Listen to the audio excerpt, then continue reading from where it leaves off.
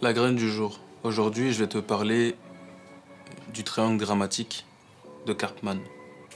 Karpman, c'est un psychologue américain qui, après multiples entretiens avec ses patients, a élaboré ce triangle-là. Il comprend le bourreau, la victime et le sauveur. La victime est une personne qui paraît innocente.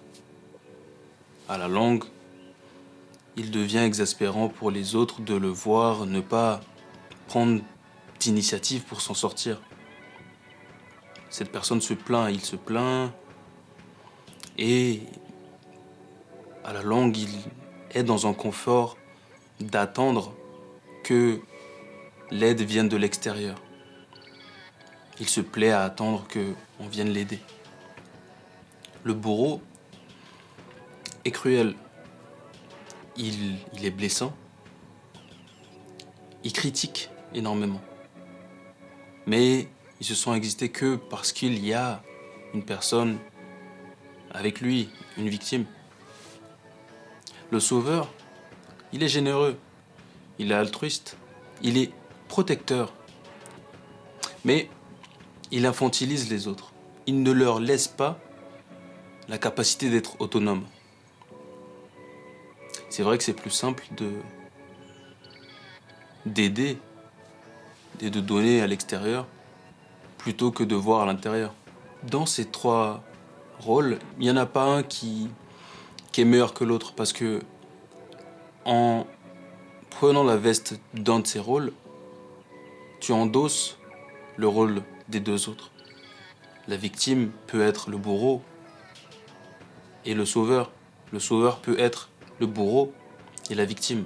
Il faut que tu prennes l'option du quatrième acteur, celui de l'observateur conscient, celui qui voit la scène de l'autre côté. Donc il est invisible, cet observateur il est invisible, il voit les trois antagonistes,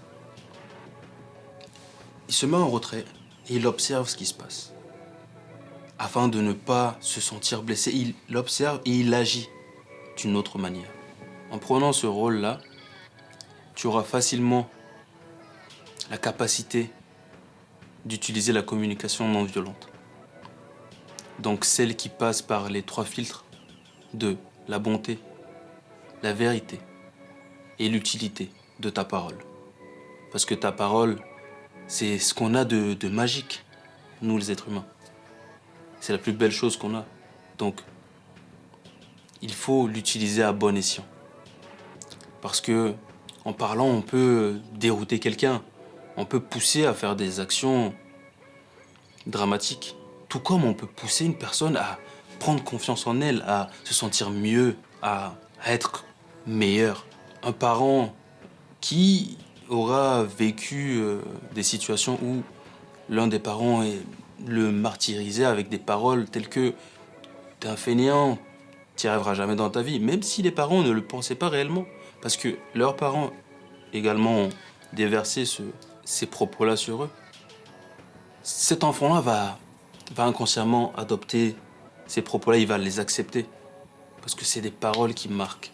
Au contraire, un parent qui va valoriser chaque action de l'enfant, va le booster, lui donner, l'aider à prendre confiance en lui, cet enfant-là va être plus à l'aise en société, il va être plus affirmatif. Il atteindra énormément d'objectifs, il se sentira mieux. Il faut que tu prennes cette capacité-là d'utiliser cette communication non violente, de passer par trois filtres. Et c'est ainsi que tu pourras changer les situations.